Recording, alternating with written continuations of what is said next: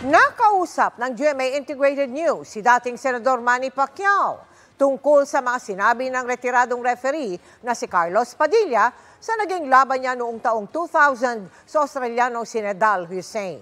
Ang sabi ni Pacquiao, nireview daw niya ang video ng laban at sa tingin niya, tama naman ang mga ginawa ni Padilla nang mapabagsak siya ni Hussein.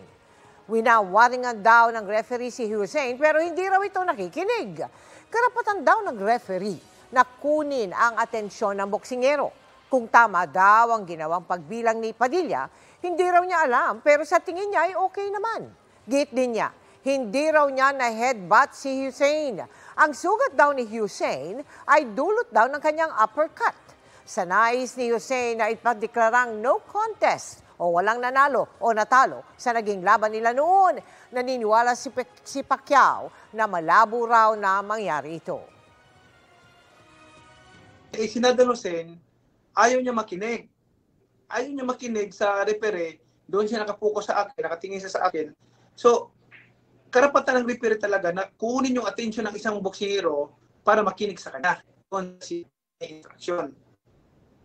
Now, tama naman yung ginawa niya. Hindi ko lang alam kung yung count niya, kung tama ba yun. May video naman yan, may replay naman yun eh. So,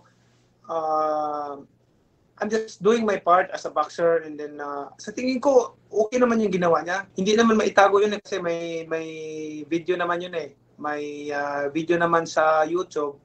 Mapapanood naman nila yun. At tama naman yung ginawa ng referee. I don't know, hindi ko lang alam kung bakit nagsalita siya ng ganun.